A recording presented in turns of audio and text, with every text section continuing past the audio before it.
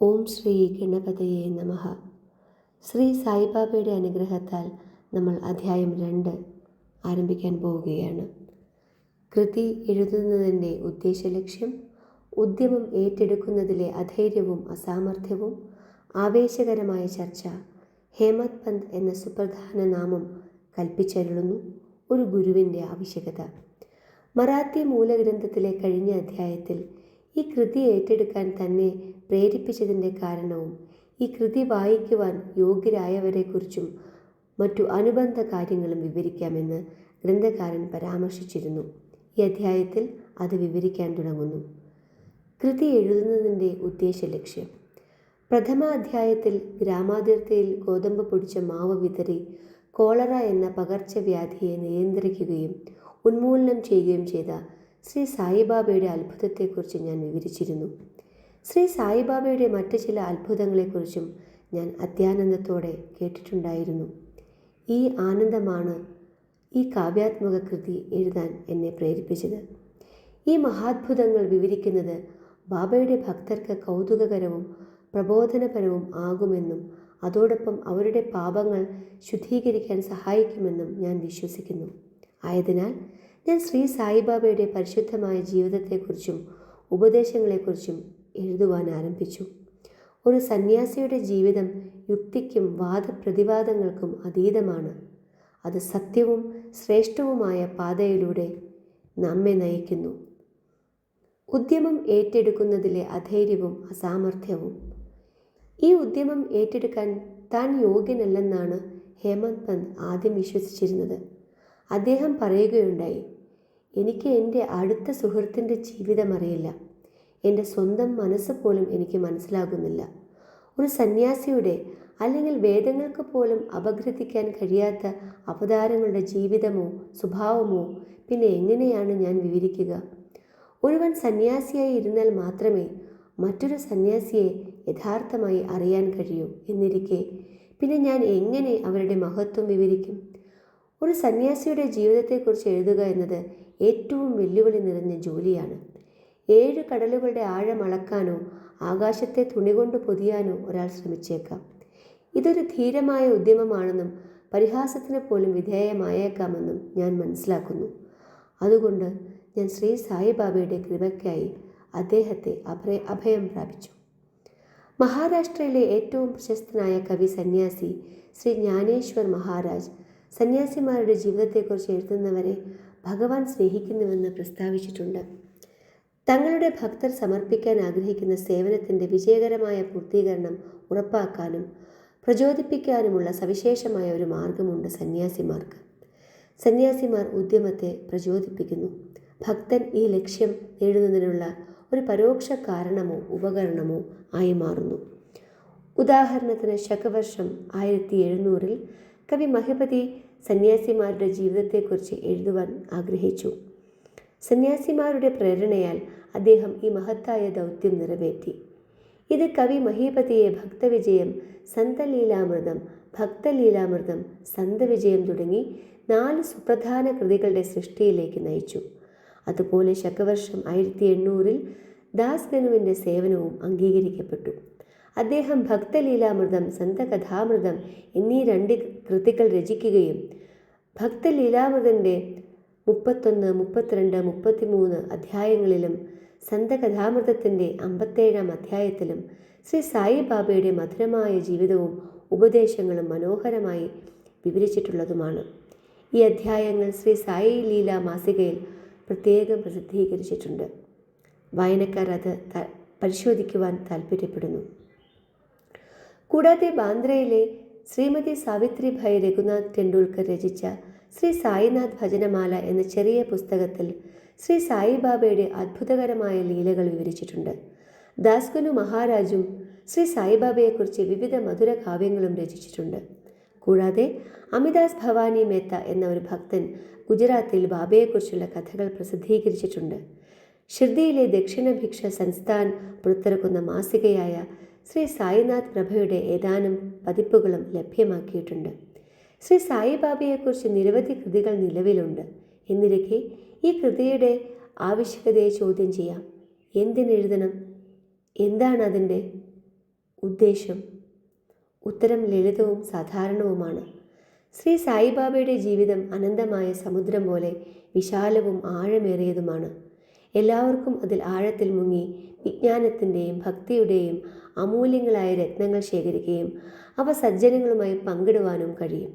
ശ്രീ സായിബാബയുടെ കഥകളും സാരോപദേശങ്ങളും ശിക്ഷണവും യഥാർത്ഥത്തിൽ അത്ഭുതകരമാണ്. ദുഃഖത്താൽ വലയുന്നവർക്കും ലൗകികമായ ജീവിതത്തിൽ കഷ്ടത അനുഭവിക്കുന്നവർക്കും അവ സമാധാനവും സന്തോഷവും പ്രദാനം ചെയ്യുന്നു. കൂടാതെ അവ ലൗകികവും ആത്മീയവുമായ തലങ്ങളിൽ അറിവും ജ്ഞാനവും പ്രദാനം ചെയ്യുന്നു. വേദശാസ്ത്രം പോലെ ഹൃദയഹാരിയും വിജ്ഞാനപ്രദവുമായ ഈ ഉപദേശങ്ങൾ ശ്രവിക്കുകയും ധ്യാനിക്കുകയും ചെയ്യുമ്പോൾ ഭക്തർക്ക് അവർ ആഗ്രഹിക്കുന്നതെന്തും ലഭിക്കും. ബ്രഹ്മജ്ഞാനം, അഷ്ടാംഗയോഗയിൽ പ്രാവീണ്യം, ധ്യാനത്തിൻ്റെ പരമാനന്ദം തുടങ്ങിയ എന്തും. ആകയാൽ ഈ കഥകൾ സമാഹരിക്കണമെന്നും അത് തന്നെയായിരിക്കും എൻ്റെ ഏറ്റവും മികച്ച സേവനമെന്നും ഞാൻ കരുതി. ശ്രീ സായിബാബയുടെ ദർശന സൗഭാഗ്യം ലഭിക്കാത്ത ശുദ്ധാത്മാക്കൾക്ക് ഈ ശേഖരം വളരെ ആനന്ദദായകമായിരിക്കും. ആകയാൽ ഞാൻ ശ്രീ സായിബാബയുടെ നിസ്സീമവും സ്വാഭാവികവുമായ ആത്മസാക്ഷാത്കാരത്തിൻ്റെ ഫലങ്ങളായ സരോപദേശങ്ങളും കഥകളും ലീലകളും ശേഖരിക്കാൻ തുടങ്ങി. ഈ ഉദ്യമത്തിൽ എനിക്ക് പ്രചോദനമായത് ശ്രീ സായിബാബയാണ്. വാസ്തവത്തിൽ എൻ്റെ പാത സുവ്യക്തമാണെന്നും ഇഹത്തിലും പരത്തിലും അദ്ദേഹം എനിക്ക് സന്തോഷം നൽകുമെന്നും ഉറച്ചു വിശ്വസിച്ചുകൊണ്ട് ഞാൻ എൻ്റെ അഹംഭാവം അദ്ദേഹത്തിൻ്റെ പാതാരബന്ധങ്ങളിൽ സമർപ്പിക്കുകയായിരുന്നു. ഈ ഉദ്യമത്തിനായി ശ്രീ സായിബാബയോട് സ്വയമേ അനുവാദം ചോദിക്കാൻ എനിക്ക് ആകുമായിരുന്നില്ല. ആയതിനാൽ ബാബയുടെ ഏറ്റവും അടുത്ത ഭക്തനായ ശ്യാമ എന്ന വിളിപ്പേരുള്ള ശ്രീ മാധവറാവു ദേശ്പാണ്ഡെയോട് എനിക്ക് വേണ്ടി സംസാരിക്കാൻ ഞാൻ അഭ്യർത്ഥിച്ചു. ശ്യാമ എനിക്ക് വേണ്ടി അപേക്ഷിക്കുകയും ശ്രീ സായിബാബയോട് പറഞ്ഞു, ഈ അണ്ണാ സാഹിബ് അങ്ങയുടെ ജീവചരിത്രം എഴുതാൻ ആഗ്രഹിക്കുന്നു. അതിനാൽ അങ്ങ് ദരിദ്രനും യാചകനുമായ ഒരു ഫക്കീറാണെന്നും അത് എഴുതേണ്ട ആവശ്യമില്ലെന്നും ദയവായി പറയരുത്. പകരം അങ്ങ് സമ്മതിക്കുകയും അവനെ സഹായിക്കുകയും ചെയ്താൽ അങ്ങയുടെ കൃപാകടാക്ഷത്തോടെ ഈ ജോലി പൂർത്തിയാക്കാനാകും. അങ്ങയുടെ സമ്മതവും അനുഗ്രഹവും കൂടാതെ ഒന്നും വിജയകരമായി ചെയ്യുവാൻ കഴിയുകയില്ല. ഈ അഭ്യർത്ഥന കേട്ട ശ്രീ സായിബാബ വികാരാധീനനായി തൻ്റെ ഉതി നൽകി എന്നെ അനുഗ്രഹിച്ചു. അദ്ദേഹം അനുഗ്രഹം നൽകി വരുന്ന തൻ്റെ കൈ എൻ്റെ തലയിൽ കൈവച്ചുകൊണ്ട് അദ്ദേഹം പറഞ്ഞു, ഇവൻ എൻ്റെ കഥകളുടെയും അനുഭവങ്ങളുടെയും ഒരു സമാഹാരമുണ്ടാക്കട്ടെ. കുറിപ്പുകളും പത്രികകളും സൂക്ഷിക്കട്ടെ. ഞാൻ ഇവനെ സഹായിക്കും. ഇവൻ ഒരു ബാഹ്യ ഉപകരണം മാത്രമാണ്. എൻ്റെ ആത്മകഥ ഞാൻ തന്നെ എഴുതുകയും എൻ്റെ ഭക്തരുടെ ആഗ്രഹങ്ങൾ നിറവേറ്റുകയും ചെയ്യും. അതിനായി ഇവൻ തൻ്റെ അഹംഭാവം വെടിഞ്ഞ് അവ എൻ്റെ കാൽക്കൽ സമർപ്പിക്കട്ടെ. ജീവിതത്തിൽ ഇങ്ങനെ പെരുമാറുന്നവരെയാകാം ഞാൻ ഏറ്റവും കൂടുതൽ സഹായിക്കുക. ഇനി എൻ്റെ ജീവിതകഥകളെക്കുറിച്ചാണെങ്കിൽ സാധ്യമായ എല്ലാ വഴികളിലും ഞാൻ ഇവൻ്റെ ഗൃഹത്തിൽ ഇവന് സഹായമെത്തിക്കും. ഇവൻ്റെ അഹംഭാവം പൂർണ്ണമായി ഇല്ലാതാകുകയും അതിൻ്റെ യാതൊരു ലക്ഷണവും ഇവനിൽ അവശേഷിക്കാതിരിക്കുകയും ചെയ്യുമ്പോൾ ഞാൻ തന്നെ ഇവനിൽ പ്രവർത്തിച്ച് എൻ്റെ സ്വന്തം ജീവിതത്തെക്കുറിച്ച് എഴുതും. എൻ്റെ കഥകളും ഉപദേശങ്ങളും ശ്രവിക്കുന്നത് ഭക്തഹൃദയങ്ങളിൽ വിശ്വാസം സൃഷ്ടിക്കും. അവർക്ക് ആത്മസാക്ഷാത്കാരവും പരമാനന്ദവും അനായാസേന ലഭിക്കും. സ്വന്തം വീക്ഷണം സ്ഥാപിക്കാൻ ശാഠ്യം പിടിക്കരുത്. മറ്റുള്ളവരുടെ അഭിപ്രായങ്ങളെ നിരാകരിക്കാൻ ശ്രമിക്കരുത്. ഒരു വിഷയത്തിലും ഗുണദേശങ്ങളെക്കുറിച്ചുള്ള ചർച്ചകൾ പാടുള്ളതല്ല. ചർച്ച എന്ന വാക്ക് എൻ്റെ ഹേമത് പന്ത് എന്ന നാമം സിദ്ധിച്ചതിന് പിന്നിലെ കഥ വിശദീകരിക്കുമെന്ന് എൻ്റെ വാഗ്ദാനത്തെ ഓർമ്മിപ്പിച്ചു. ഇപ്പോൾ ഞാൻ ആ കഥ വിവരിക്കാം. കാക്കാ സാഹബ് ദീക്ഷിത്തും നാനാ സാഹിബ് ചന്ദോർക്കറുമായും ഞാൻ വളരെ സൗഹൃദത്തിലായിരുന്നു. ഷിർദിയിൽ പോയി ബാബയുടെ ദർശനം സ്വീകരിക്കാൻ അവർ എന്നെ നിർബന്ധിച്ചിരുന്നു. അങ്ങനെ ചെയ്യാമെന്ന് ഞാൻ അവർക്ക് വാക്കും നൽകിയിരുന്നു. എന്നാൽ ഇക്കാലയളവിൽ ചിലത് സംഭവിക്കുകയും എൻ്റെ ഷിർദിയിലേക്കുള്ള യാത്രയ്ക്ക് വിഘാതമാവുകയും ചെയ്തു. ലോണാവാലയിലുള്ള എൻ്റെ ഒരു സുഹൃത്തിൻ്റെ മകൻ രോഗബാധിതനായി. എൻ്റെ സുഹൃത്ത് ശാരീരികവും ആത്മീയവുമായ എല്ലാ മാർഗങ്ങളും പരീക്ഷിച്ചു. പക്ഷേ പനി ശമിച്ചില്ല. മകൻ്റെ കട്ടിലിൻ്റെ അരികിൽ തൻ്റെ ഗുരുവിൻ്റെ ദീർഘനേരം ഇരുത്തിയെങ്കിലും അതും ഫലം കണ്ടില്ല. ഇത് കേട്ടപ്പോൾ ഞാൻ മനസ്സിൽ ചിന്തിച്ചു, ആ ഗുരുവൻ എൻ്റെ സുഹൃത്തിൻ്റെ മകനെ രക്ഷിക്കാനായില്ലെങ്കിൽ ഒരു ഗുരുവിനെ കൊണ്ട് എന്താണ് പ്രയോജനം? ഗുരുവിന് നമുക്ക് വേണ്ടി ഒന്നും ചെയ്യാൻ കഴിയുന്നില്ലെങ്കിൽ ഞാൻ എന്തിന് ഷിർദിയിൽ പോകണം?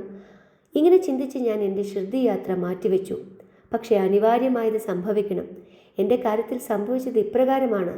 സർക്കാർ ഉദ്യോഗസ്ഥനായിരുന്ന ശ്രീ നാനാ സാഹേബ് ചന്ദോർക്കർ ബസനിലേക്കുള്ള ഒരു ഔദ്യോഗിക യാത്രയിലായിരുന്നു.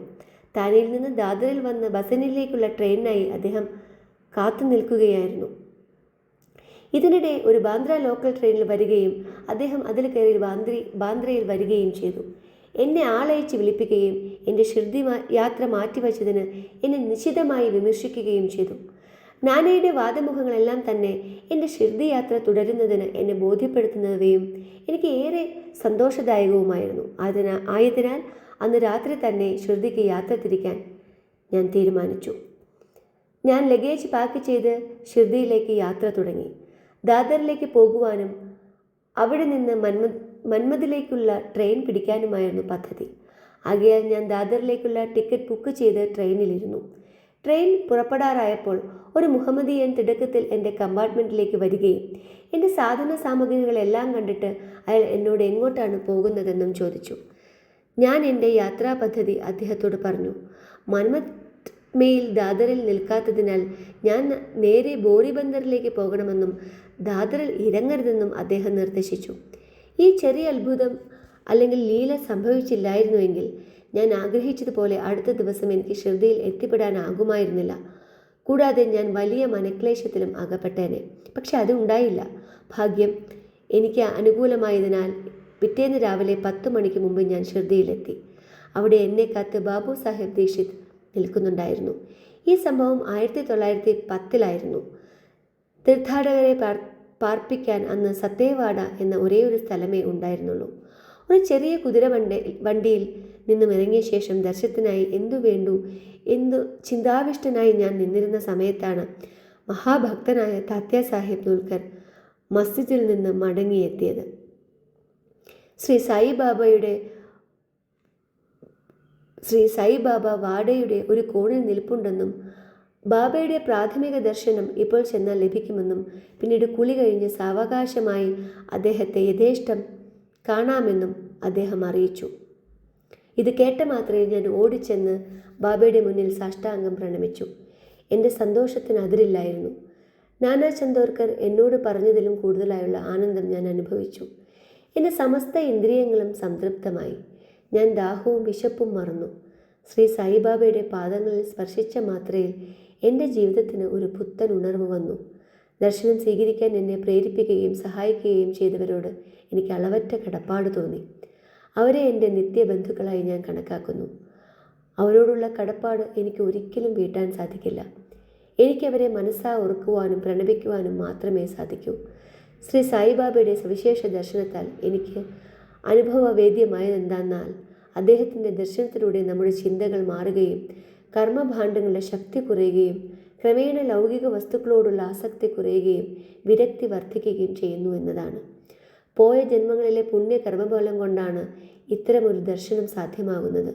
കൂടാതെ നിങ്ങൾ ശ്രീ സായിബാബയെ കണ്ടാൽ ലോകം മുഴുവൻ ശ്രീ സായിബാബയുടെ രൂപം സ്വീകരിക്കുകയോ ലോകം അതായി മാറുകയോ ചെയ്യുന്നു. ആവേശകരമായ ചർച്ച. ഷിർദിയിൽ എത്തിയ ആദ്യ ദിവസം തന്നെ ഞാനും ബാലാസാഹേബ് ഭട്ടയും തമ്മിൽ ഗുരുവിൻ്റെ ആവശ്യകതയെക്കുറിച്ച് ഒരു ചർച്ച നടന്നു. എൻ്റെ വാദം ഇപ്രകാരമായിരുന്നു: നമ്മുടെ സ്വാതന്ത്ര്യം നഷ്ടപ്പെടുത്തിക്കൊണ്ട് മറ്റുള്ളവർക്ക് കീഴടങ്ങുന്നത് എന്തിനു വേണ്ടിയാണ്? നമ്മുടെ കർത്തവ്യം നാം കൃത്യമായി ചെയ്യുമ്പോൾ ഒരു ഗുരുവിൻ്റെ ആവശ്യം എന്തിനാണ്? ഒരാൾ പരമാവധി പരിശ്രമിച്ച് സ്വയം സ്വതന്ത്രനാകണം.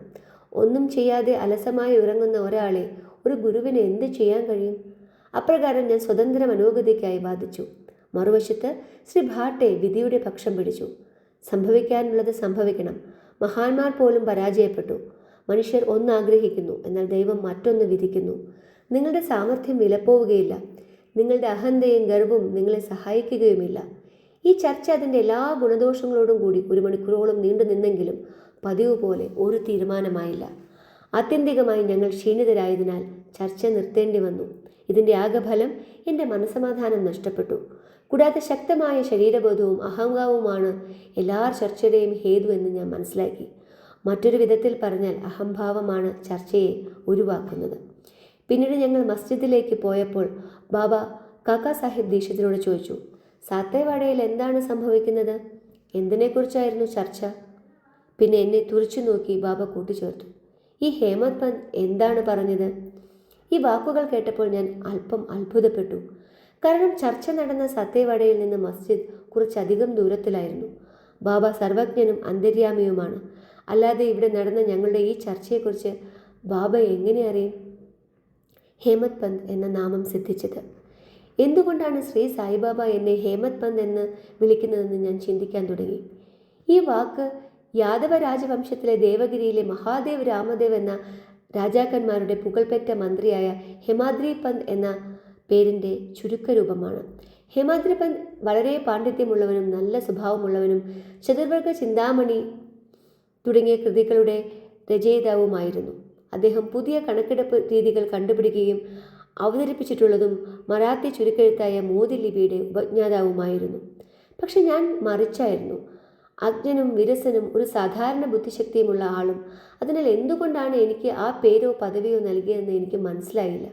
അതേക്കുറിച്ച് ഗൗരവമായി ചിന്തിച്ചപ്പോൾ ഞാൻ എപ്പോഴും സൗമ്യതയും വിനയവും ഉള്ളവനായി തുടരുന്നതിന് എൻ്റെ അഹംഭാവത്തെ നശിപ്പിക്കുവാൻ ലക്ഷ്യമിട്ടിട്ടുള്ള ഒരു ചാട്ടുളി ആണ് ആ നാമമെന്ന് എനിക്ക് മനസ്സിലായി. കൂടാതെ മുൻപ് നടന്ന ചർച്ചയിൽ എൻ്റെ കൗശലതയ്ക്കുള്ള ഒരു അഭിനന്ദനം കൂടിയായിരുന്നു അത്. ചരിത്രത്തിലേക്ക് നമ്മൾ പിന്തിരിഞ്ഞു നോക്കുമ്പോൾ ബാബ ശ്രീ ദാബോൽക്കറെ ഹേമത് പന്ത് എന്ന് വിളിച്ചത് സൂചകമായും ദീർഘവീക്ഷണത്തോടെയുമാണെന്ന് നമുക്ക് മനസ്സിലാവും. പിന്നീടുള്ള വർഷങ്ങളിൽ അദ്ദേഹം സായി സംസ്ഥാനിൻ്റെ നേതൃത്വ നിർവഹണം വളരെ ബുദ്ധിപരമായി കൈകാര്യം ചെയ്തിരുന്നു. അതിൻ്റെ കണക്കുകൾ കാര്യക്ഷമമായി പരിപാലിച്ചിരുന്നു. കൂടാതെ ജ്ഞാനം, ഭക്തി, നിസ്സംഗത, ആത്മസമർപ്പണം, ആത്മസാക്ഷാത്കാരം തുടങ്ങിയ പ്രധാന ആത്മീയ വിഷയങ്ങൾ കൈകാര്യം ചെയ്യുന്ന ശ്രീ സായി സച്ചരിതം എന്ന അസാധാരണ കൃതിയുടെ രചയിതാവ് കൂടിയായി അദ്ദേഹം. ഒരു ഗുരുവിൻ്റെ ആവശ്യകത. ഈ വിഷയത്തെക്കുറിച്ച് ബാബ പറഞ്ഞതിനെക്കുറിച്ച് ഹേമത് പന്ത് ഒരു കുറിപ്പോ പത്രികയോ നൽകിയിട്ടില്ല. എന്നാൽ കാക്കാ സാഹിബ് ദീക്ഷിത് ഈ വിഷയത്തിൽ തൻ്റെ കുറിപ്പുകൾ പ്രസിദ്ധീകരിച്ചിട്ടുണ്ട്.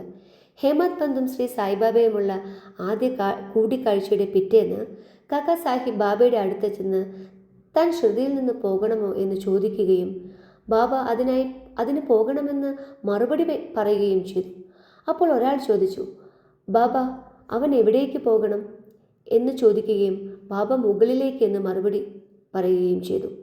അവിടേക്ക് പോകുന്ന വഴി എങ്ങനെ എന്ന് ആ വ്യക്തി ചോദിച്ചപ്പോൾ ബാബ മറുപടി പറഞ്ഞു, അവിടേക്ക് പല വഴികളുണ്ട്. ഇവിടെ നിന്നും ഒരു വഴിയുണ്ട്. ഇവിടെ തുടങ്ങുന്ന വഴി ബുദ്ധിമുട്ടേറിയതാണ്. വഴിയിലെ കാട്ടിൽ കടുവകളും ചെന്നായകളുമുണ്ട്. അപ്പോൾ കാക്കാ സാഹിബ് ചോദിച്ചു, എന്നാൽ ബാബ ഒരു വഴികാട്ടിയെ കൂടെ കൂട്ടിക്കൊണ്ടുപോയാലോ? ബാബ മറുപടി പറഞ്ഞു, എങ്കിൽ ഒരു ബുദ്ധിമുട്ടുമില്ല. വഴിയിൽ ചെന്നായ്ക്കൾ, കടുവകൾ, കിടങ്ങുകൾ എന്നിവ ഒഴിവാക്കിക്കൊണ്ട് ആ വഴികാട്ടി നിങ്ങളെ നേരെ നിങ്ങളുടെ ലക്ഷ്യസ്ഥാനത്തേക്ക് കൊണ്ടുപോകും. വഴികാട്ടിയില്ലെങ്കിൽ കാട്ടിൽ വഴി തെറ്റുകയോ കുഴികളിൽ വീഴുകയോ ചെയ്യുന്ന അപകടങ്ങളുണ്ട്. ഈ സംഭാഷണത്തിനിടെ ശ്രീ ദാബോൽക്കർ സന്നിഹിതനായിരുന്നു. ഒരു ഗുരു വേണോ എന്ന ചോദ്യത്തിന് ബാബയുടെ ഈ വാക്കുകൾ ഉത്തരമായി. ആത്മീയ കാര്യങ്ങളിൽ മനുഷ്യൻ സ്വതന്ത്രനാണോ അതോ ബന്ധിതനാണോ എന്ന ചർച്ച ചെയ്യുന്നത് പ്രയോജനകരമല്ലെന്ന് ഈ സൂചനകളിലൂടെ അദ്ദേഹം വ്യക്തമാക്കി. പകരം യഥാർത്ഥ പരമാർത്ഥം ഒരു ഗുരുവിൻ്റെ ഉപദേശത്തിലൂടെ മാത്രമേ സാധ്യമാകൂ. ആത്മസാക്ഷാത്കാരത്തിനായി യഥാക്രമം വസിഷ്ഠനും സന്ദീപനിക്കും സ്വയം സമർപ്പിച്ച രാമൻ, കൃഷ്ണൻ തുടങ്ങിയ മഹത്തായ അവതാരങ്ങളുടെ ഉദാഹരണങ്ങൾ ഇത് കൂടുതൽ വ്യക്തമാക്കുന്നു എന്ന് ഈ കൃതിയുടെ മൂലഗ്രന്ഥത്തിൽ പ്രതിപാദിച്ചിരിക്കുന്നു. അതിനാൽ ആത്മീയ പുരോഗതിക്ക് ആവശ്യമായ ഗുണങ്ങൾ വിശ്വാസവും ക്ഷമയും മാത്രമാണെന്ന് ദാബോൽക്കർ നിഗമനം ചെയ്തു. ശ്രീ സായിനാഥനെ വണങ്ങുന്നു. മംഗളം ഭവിക്കട്ടെ.